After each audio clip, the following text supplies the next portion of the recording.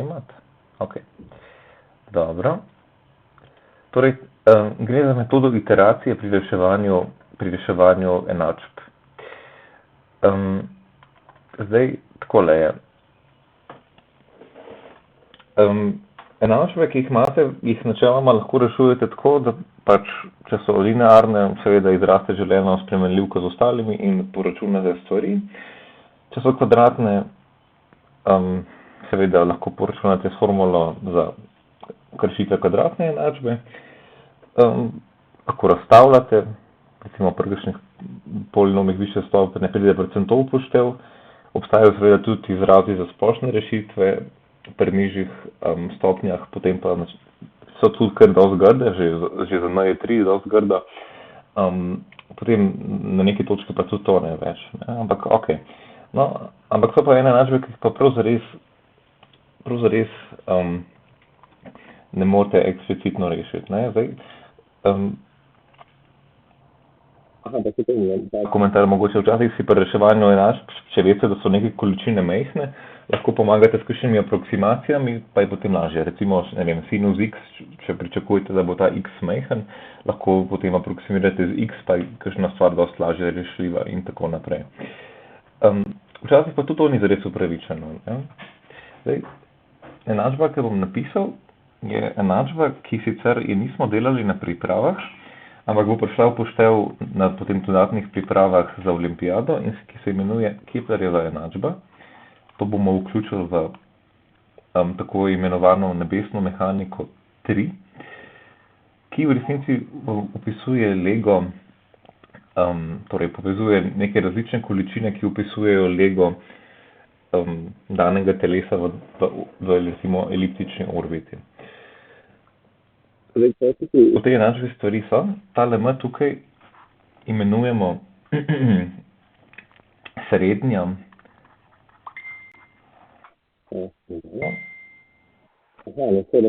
Ok, ja, hvala Peter za komentar.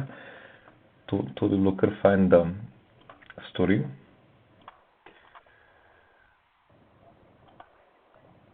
A se že vidi?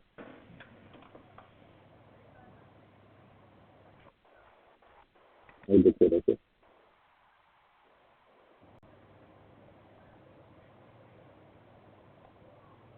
Halo.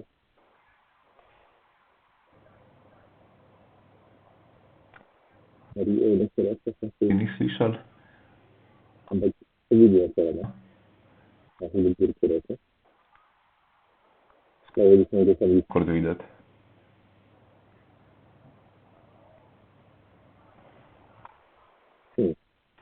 Zelo ga ne slišam, ampak če se zdi, da je pol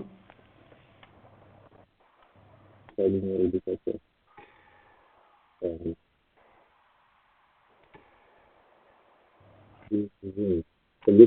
Nekaj, kar se mi zdi, da vas ne slišam dobro.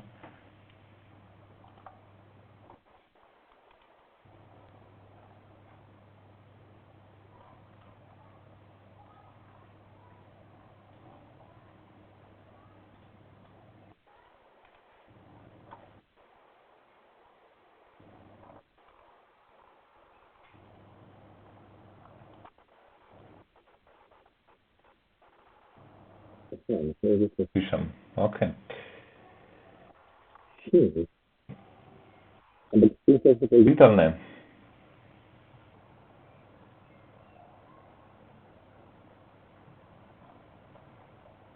Okej, se vidite, redo. Ja, jaz vas ne slišam. Okej. Recimo, da se ne bomo zdaj s tem ukvarjali, če vi mene slišite, pol je to v redu. Pa bomo ugotovili, da je drugič, zakaj to ne bi delali, čeprav zakaj pa to ne bi delali.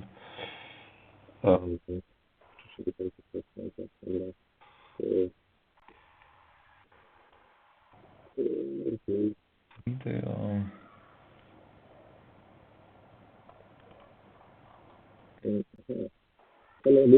Echt?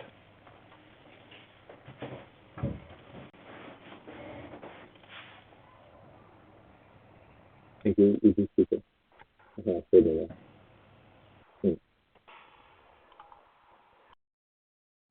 Vita, nas ti slišiš? Ne slišiš? Se pa ja. Neka čudna stvar je bila z slušalkami mojimi. Ok. V redu, pa bom brez slušalk. Ok, zdaj pa akcija. Ja, skratka, torej pogledali si bomo, kako take enačbe reševati, v katerih kakšne zadeve ne moremo eksplicitno izraziti. Zdaj tej stvari rečemo Keplerjeva enačba. In kot rečeno, povezuje neke količine, ki opisujejo lege telesa v določeni orbiti. Količina m se imenuje srednja anomalija, po angleško mean anomaly, potem količina e se imenuje ekscentrična anomalija, e je pa ekscentričnost elipse, kot jo že poznate. No, v redu. Ja, zdaj načeloma m, e sta neka kota, ki lahko zavzameta vse vrednosti, se pravi med 0 in 360 stopinj, če se tako izrazim.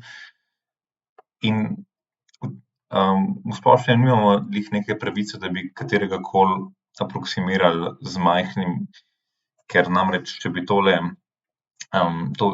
če bi rekli, da je e majhen, ne, se pravi, da je e dosti manjši od 1, potem bi iz tega sledilo, da je m enako e minus e krat velik E, in pol bi seveda E lahko izrazili, če bi imeli m pa E podan. Ampak načeloma v splošnem tega ne moremo kar trditi. Tako da dajmo si pogledati čez en primer. Recimo, da imamo podatek, da je srednja anomalija torej nekega objekta 0,57116 na zelo veliko mest natančno, potem ekscentričnost orbite pa 0,2 točno. In iz tega bi radi izvedeli, koliko je E, se pravi ekscentrična anomalija. Zdaj, kaj bi človek tukaj delal? Lahko bi malo ugibal, pa bi naštimal tako, da bi mu ratalo, načeloma tudi validna zadeva, če nas zanima numerični rezultat. Da bi pa tako mogoče se malo bolj za ziher približali vrednosti velikega E, se lahko pa lotimo tega s tako imenovano iteracijo. No, zdaj pa kako ta zadevca izgleda, ne. V prvem koraku v resnici rezultat za E ugibamo. Oziroma ocenimo, damo noter neko tako vrednost, ki bi se zdela smiselna, in potem vidimo, kaj pa pol, ne. Se pravi, iz enačbe te zgornje izrazimo E, se pravi tale E, ki nastopa linearno, kot se pravi m plus mali E krat sinus E.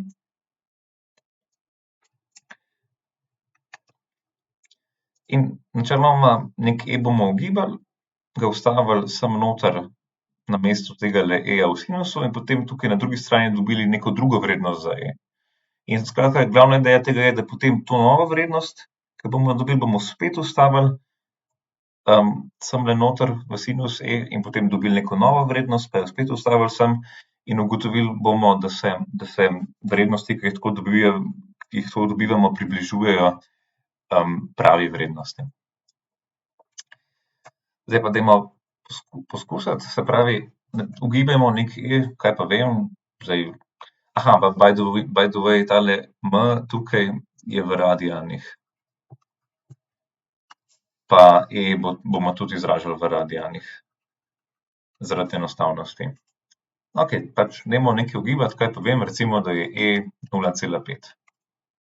No, pa da vidimo, kaj se zgodi. Se pravi, bomo tole vrednost tukaj označili kot E0, kot neki začetni poskus.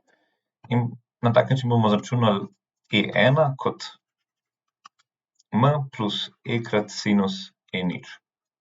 No, pa dajmo to uštevilčiti, se pravi, m smo rekli, da bo 0,57116 plus 0,2 krat sinus 0,5, kjer je to spet komentar v radijanih. In tako potem, če date to v kalkulator,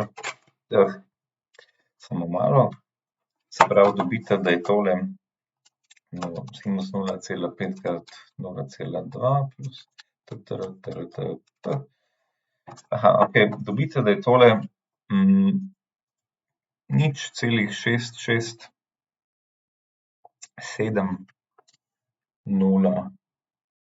recimo. Okej. No, pa dajmo zdaj vajo ponoviti. Se pravi, zdaj pa v tole enačbo spet vstavimo tale E1 na tole mesto. Se pravi, in bomo tako začunali neki E2. E2 je m plus E krat sinus E1.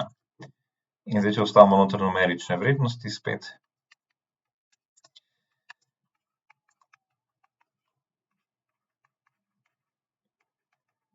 Pa to date spet v kalkulator, skratka, to je kar nekaj mučenja s kalkulatorjem.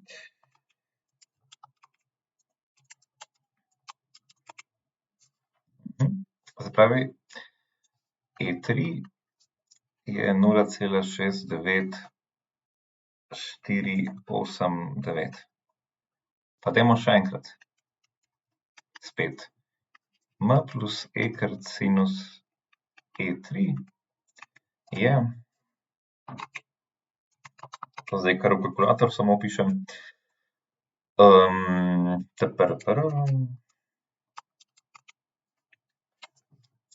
0,69922. No, pa dajmo za nazornost narediti še en primer. Prav, takolele.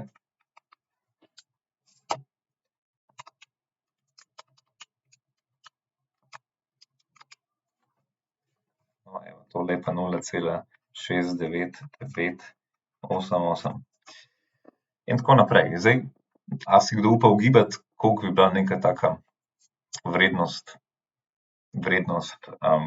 E-ja, ki je rešitev te enačbe? 0,7. Ja, 0,7. Oziroma ne čisto točen, ker tudi tale M, pač glih sem ga tako naštimal, da sem izhajal iz tega, da je E 0,7, sem ga pa v resnici zaokrožil, a ne. Tako da ja, ampak iz tega, ne, potem, če bi to še ponavljali, bi videli, da od nekega mesta naprej tukaj zadeva rata konstantna.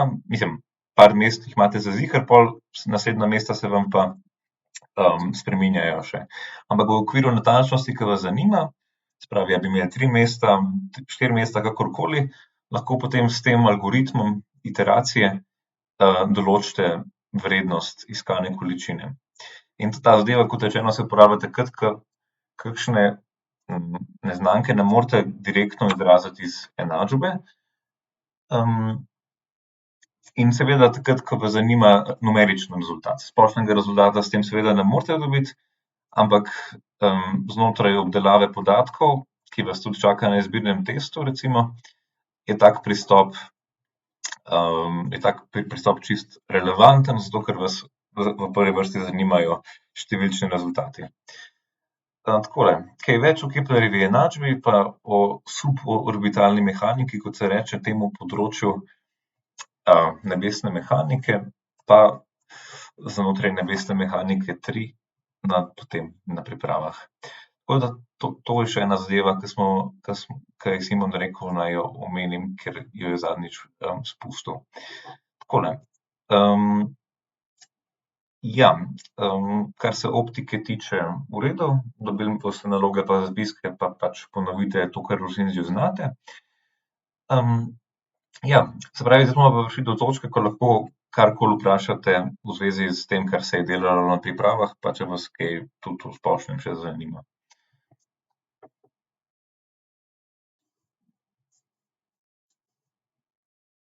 Pa kar pogumno. Zato smo danes tukaj, da še kakšne dileme, ki jih mogoče imate, razčistimo, ali pa kakšno nalogo, ki ste jo mogoče reševali iz seznama nalog, pa imate kakšno vprašanje recimo.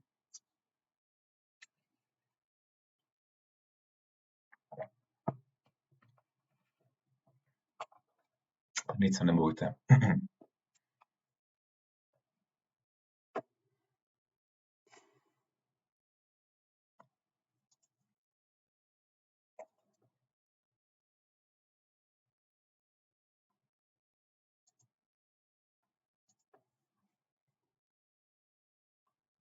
Hm. Nobenih vprašanj. A imate recimo željo, da kakšno nalogo skupaj rešimo? Pa ni nujno, da ste jo že reševali, ampak tako, kakšno, ki se vam je zdela mogoče zahtevnejša ali pa karkoli.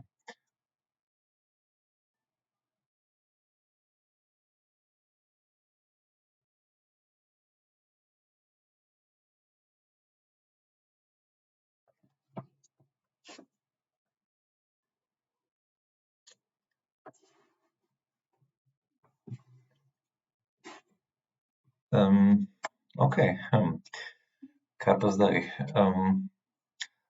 A vas zanima še kaj, ne vem? Mogoče, jaz sem malo pogledal, tole ena naloga z obdelave podatkov, linearizacija, ona z IOA, sam tako, če bi sam mogoče povedal, kako se sploh lotiti, ker jaz ne vem, že prva A sploh ne vem, kako bi se začel sploh delati to. Tako, Sicer, ja, nalogo sem seveda enkrat rešil, ampak se ne spomnim čisto točno, kakšna je. Lahko probam. ja, se imaš v obdelavi podatkov. Se pravi, vaje. A tole, tukaj. 2.2, ja. Ok, se pravi, gravitacijski valovi, ok. Tadadadam. Se pravi, na linearno-logaritmičnem prikazu podatkov boš moral razbrati vrednosti frekvence in časa. Naj bo izhodišče nič, nič. Določi linearno zvezo med časom in koordinato x. Se pravi, na tem grafu imamo tukaj frekvenco pa čas.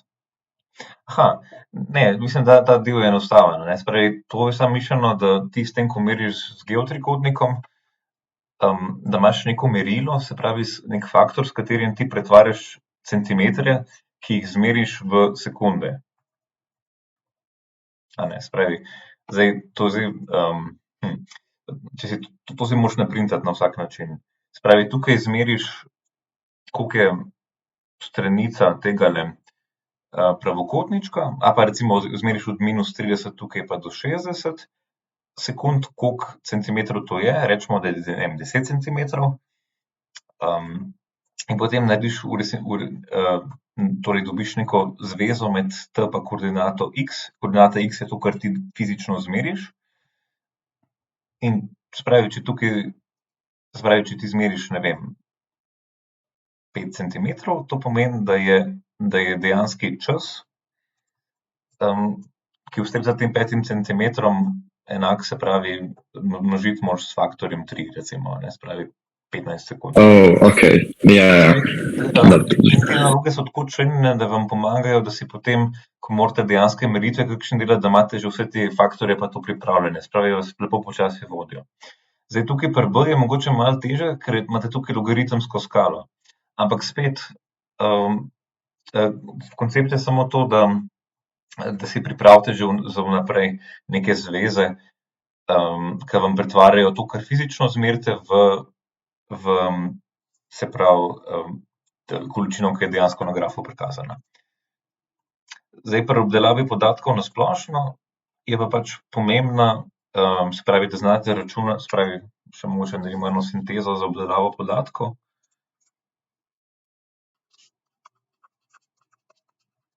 Se pravi, pri obdelavi podatkov je, se pravi, gre za, torej dobite recimo kakšne slike, kakšne grafe, kakšne tabele podatkov in znotraj njih, se pravi, teh podatkov, ki jih imate, morate se pravi, znati izračunati, se pravi, kakšne osnovne statistične količine, kot so recimo povprečje, standardni odklon. Potem, če imate kakšno sliko,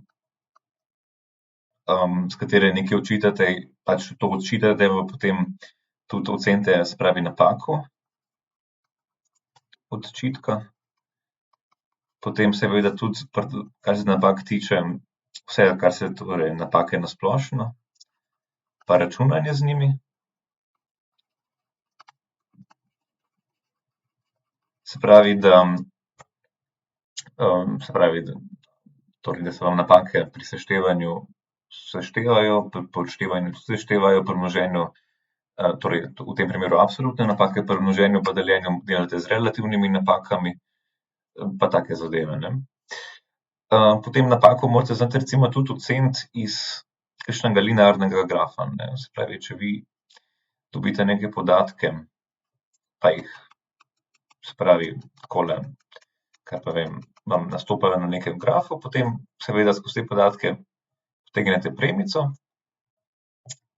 in potem napako določite tako, da potegnete še eno tole mejno premico, oziroma, če smo bolj, najprej lahko probate tako, da te 2/3 meritev zapakirate v en tak paralelogram, recimo, se pravi, znotraj tega paralelograma date 2/3 meritev, to je čisto statistična fora, in potem pogledate tale najbolj strmo možno premico, oziroma pa še najbolj položno premico, se pravi kot diagonali tega paralelograma. Takole. In potem poračunate koeficient te najbolj strme premice pa najbolj položne premice in, se pravi, pa še seveda koeficient tele srednje premice, ki jo potegnete, in potem s pomočjo teh dveh, se pravi, to je Kmax recimo, Kmin, pa tole bo K, določite pol napako. Se pravi napaka tudi z grafa, pa še seveda linearizacija. Se pravi, da znate neke podatke, ki jih dobite, se pravi, na grafu predstaviti tako, da boste dobili linearno odvisnost in potem znotraj te linearne odvisnosti določiti recimo koeficient, začetno vrednost pa tako naprej. In seveda pripadajoče napake. Čisto na pamet se mi zdi, da je to več ali manj, to se pravi, to so glavne stvari, računanje z napakami pa linearizacija. Pa seveda še te osnovne statistične stvari, kot so povprečja. Pa tukaj še mogoče, da se one formule spomnite, ko smo pri napakah, a ne, se pravi napaka povprečja.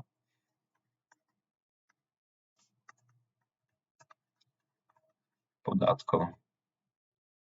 Ko imate ono formulo, ki je spodaj koren iz n, oziroma n-1 odvisno. Tako, ne, se pravi, da poznate te osnovne prijeme za obdelavo podatkov, pa seveda morate vse skupaj pokombinirati še z astronomskim znanjem. Je pa navadno tako, da na obdelavi podatkov ni toliko fokus na tem, se pravi, da kakšno stvar teoretično izpeljete, ampak predvsem, da znate z danimi podatki dobro delati. Predvsem je pomembno, da dobite pravilne rezultate. V tem delu je dosti bolj kot postopek pomembno to, da dobite pravilne rezultate. To je tista zgodba o tem, da pač, ja, gradimo most, računi so pravilni, postopek je pravilen, ampak most se je zrušil. Se pravi, ja, saj vse je prav, ampak mostu pa več ni, a ne. Se pravi, v tem delu, ki je baziran na tem, da dejansko dobite neke vrednosti, ki nekaj pomenijo, je pomembno, da dobite pravilne rezultate. Seveda tudi postopek nekaj šteje, ampak bodite pazljivi pri računanju s kalkulatorjem. Malo pazite tudi to, no. Hitre prste in natančno vtipkavanje v kalkulator.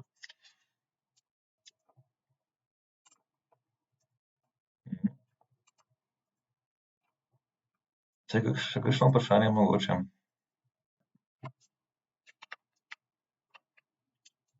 Jaz imam glede na naloge z nebesne mehanike, tiste, ki je Keplerjev problem, mislim, da je bila 3.3. Ne vem, sem sam kaj čuden poračunal, ampak so mi prišle po eno koncu take precej zanimive cifre. Ja, mislim, pri Keplerjevem problemu ponavadi prideš do kakšne kvadratne enačbe, pa je dosti tako mogoče malo ni glih higienično, ampak ja, kar povej, katera naloga. 3.3 pri nebesni mehaniki 1. Samo malo.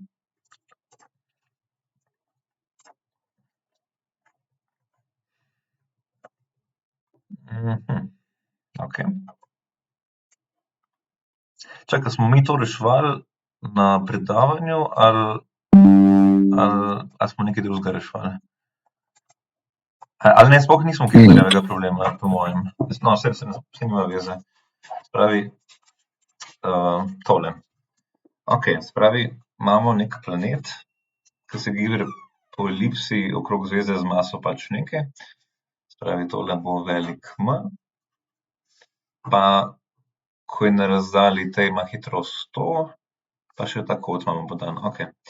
In zdaj nas zanima to v resnici razdalja v periheliju, oziroma v afeliju tukaj, pa razdalja v, a pa dajmo tole tako, spravi R v afeliju, pa R v periheliju.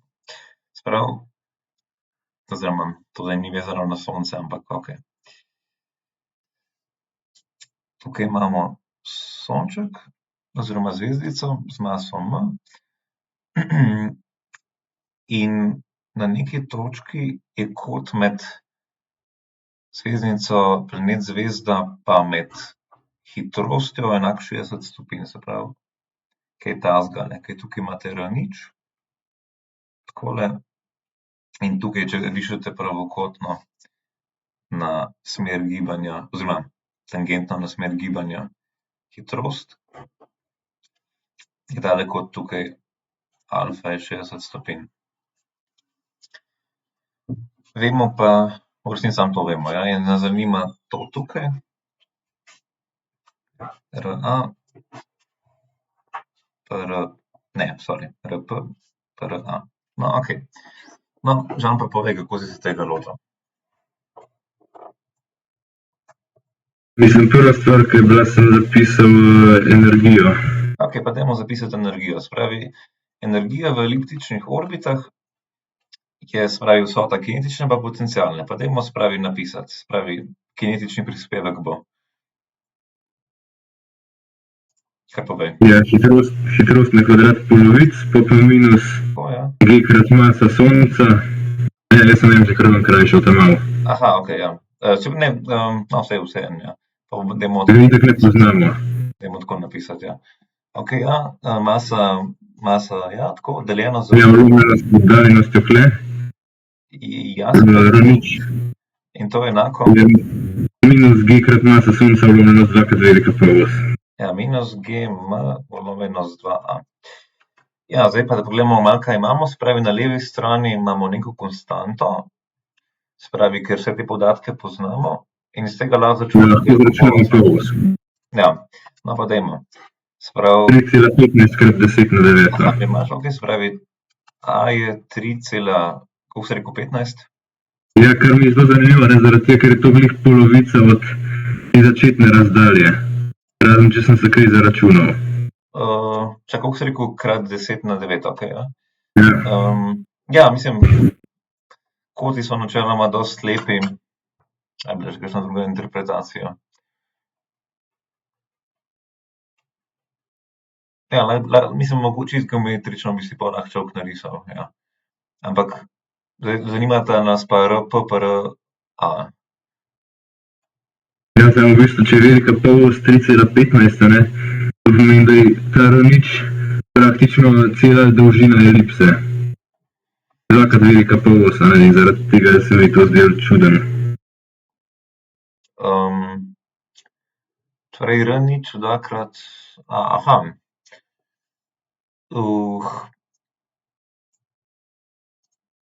Ja, kaj pol, čakaj, si ziher, da si to prav poračunal? Zdaj še enkrat postavljam noter. No, čakaj, bom še jaz preveril, na vsak slučaj. A je bila tudi kakšna, no. Krat.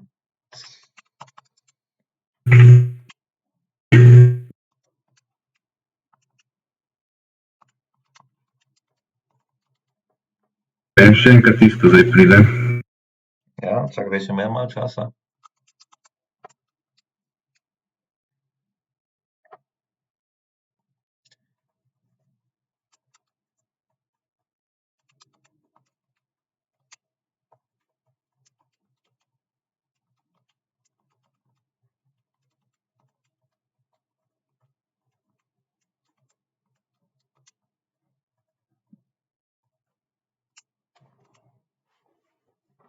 Ja, celo malo več.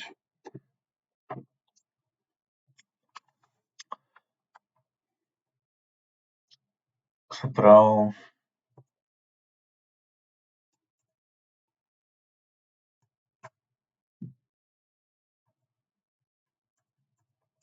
ja, ne vem, mogoče je sploščena zelo ali pa kaj takega. Ja, ne, poj, če, mislim, ja, poj, če poračunamo, ne, eliptičnosti pride, mislim, ekscentričnosti pride ena rešitev lahko 5,65 krat 10 na minus četrta, druga pa pač 1 minus 100, ne. Ja, Kar se mi pa zdi poj nerealno, da... kako iz tega? Prosim? Kako si ekscentrično zračunal? Da vidim, čakaj, ja.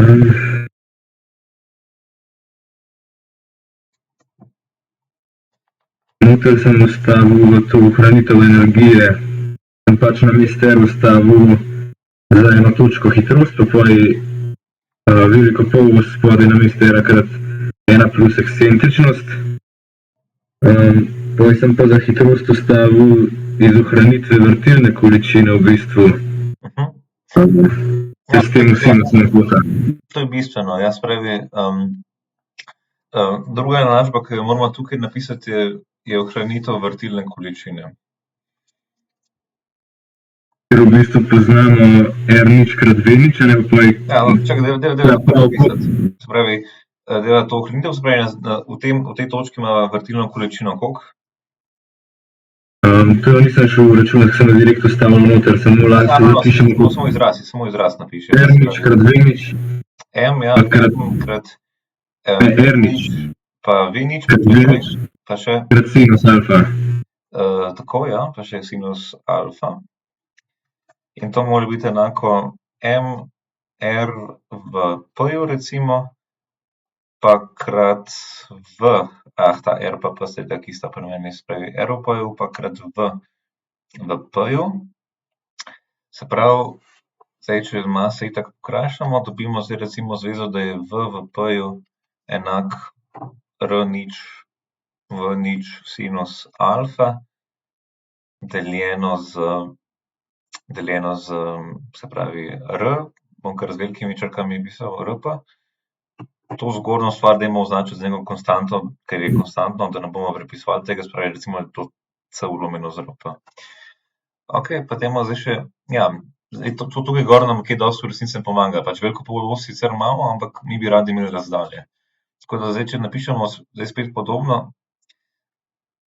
se pravi, da je energija vlomljena z masa, to je spet neka konstanta, enako 1/2 v kvadrat, to bo zdaj v P kvadrat, minus GM vlomljeno z RP.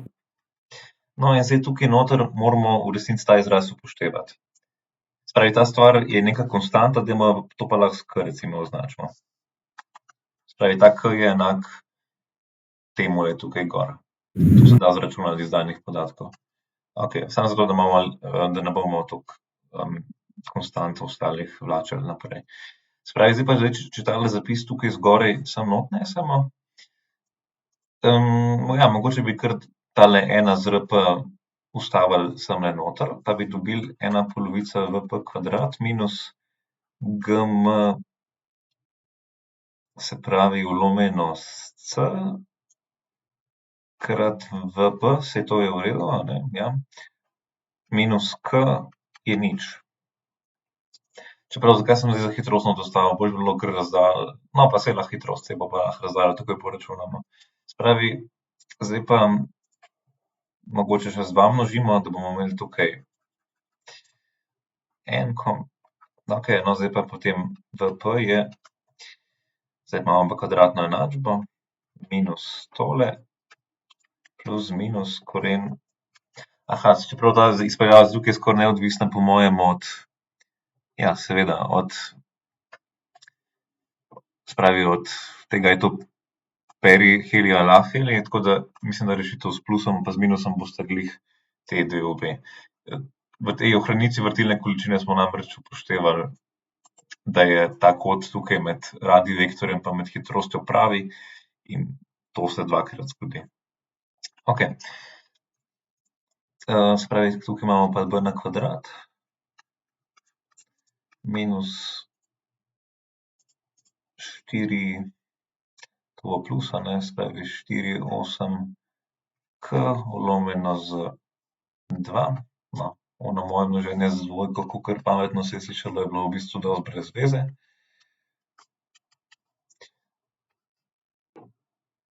Ta dvojkica bo pa glih to pokrajšala. Pa tukaj še 2k, okej. No, zdaj pa, a boš poračunal? Se pravi, prva rešitev v P pa z v A. Koliko sta?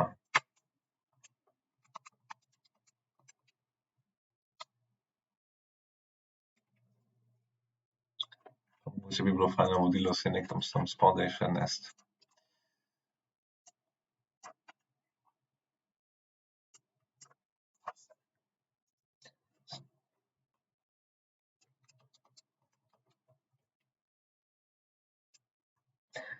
Aha, pa kaj je že C?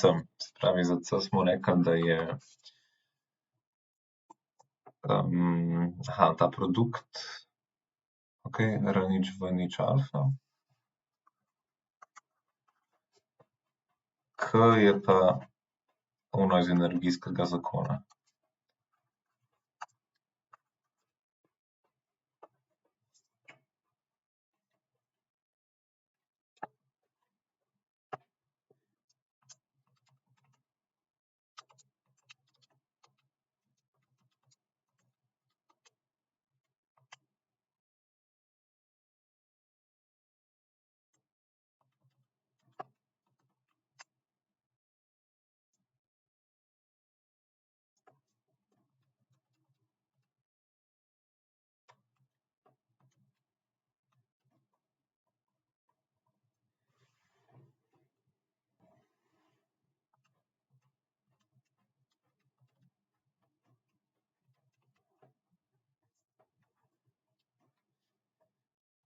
Tukaj bo pa šlo.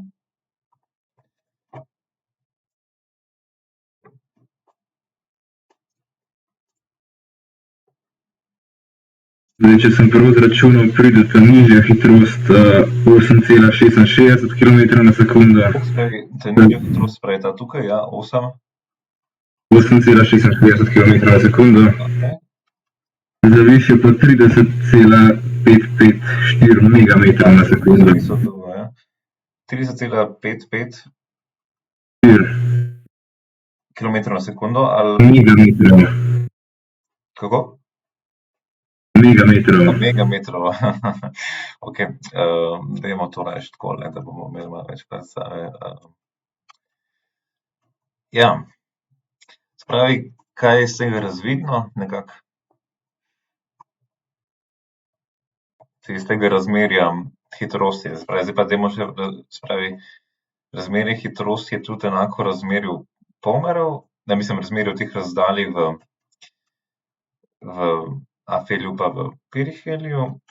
In se pravi, tukaj imamo zdaj v P, oziroma obratnemu razmerju, če smo bolj natančni. Koliko to pol pride? Zdaj še to not vrš.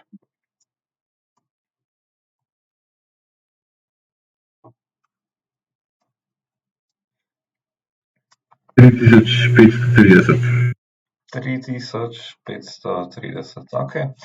Ja, se pravi, zdaj pa že vemo, ko smo prej poračunali, da je, se pravi, RA plus RP je 2A, pa upoštevati, to naj bo recimo kapa, pa upoštevate, da je RA kapa krat RP, se pravi, kapa krat RP plus RP je 2A.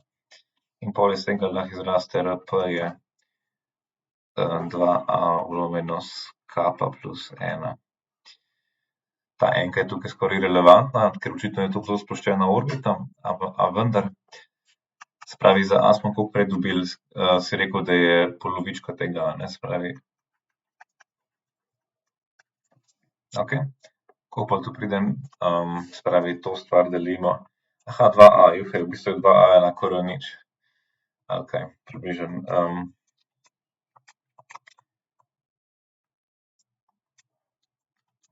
Prav ta kos tukaj bo prišel približno 1,8 krat 10 na 6, se pravi nič.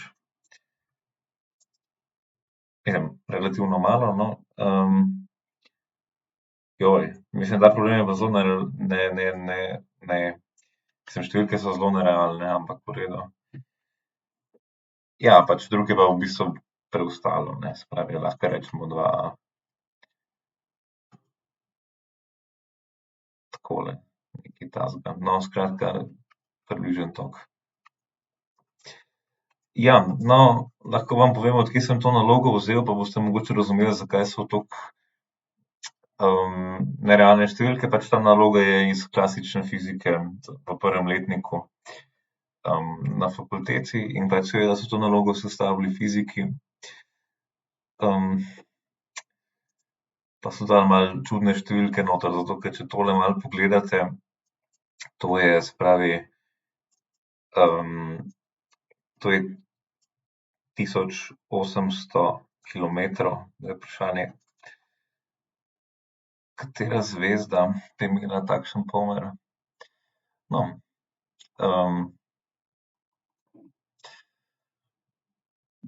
za diskutirati, ne. Pa še hkrati tako maso. No, kakšna čudna bela pritlikavka, zakaj pa ne. Ampak no, skratka, pa še to je zgornja meja za pomer, a ne. No, skratka, te številke tukaj so pač malo na random, ampak tako fiziki razmišljajo, ke se izmišljujejo naloge iz astronomije in potem poskušajo biti pametni, tako da ne žemljite si preveč k srcu. Ampak ja, koncept same naloge je pa načeloma kar zanimiv. Se pravi, izhajate iz ohranitve energije pa ohranitve vrtilne količine in potem z enačbi združite, dobite kvadratno enačbo, pa izločite. Ampak ja, ta naloga je kar poučna sicer. Še kakšno vprašanje?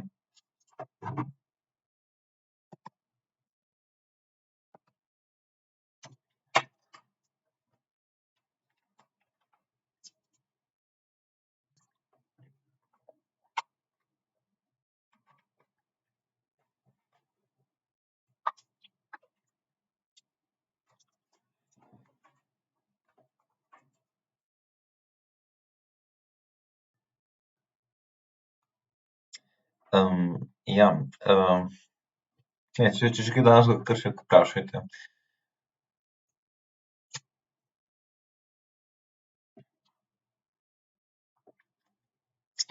Okej, se pravi, potem iz tega lahko recimo sklepamo, da ste se zelo dobro pripravili, kar me zelo veseli.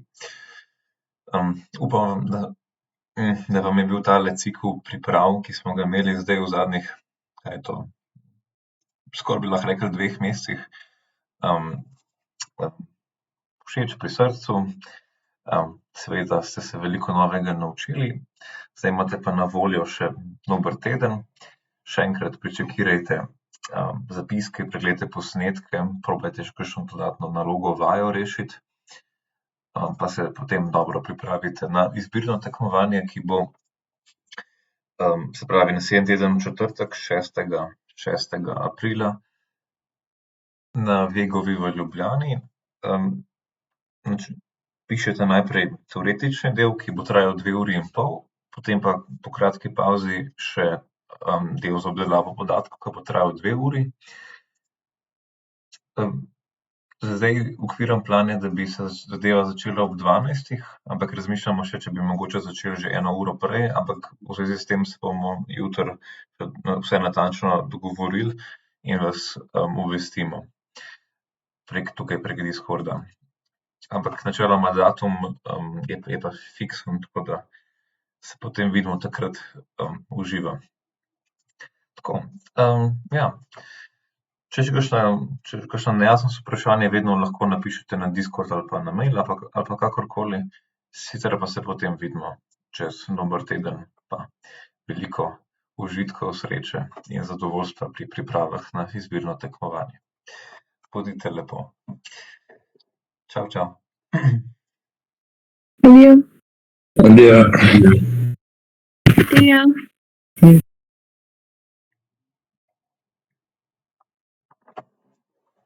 Adijo. Adijo. Tako.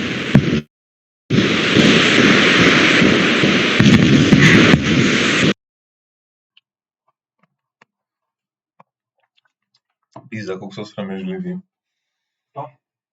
No, če vam še vprašati.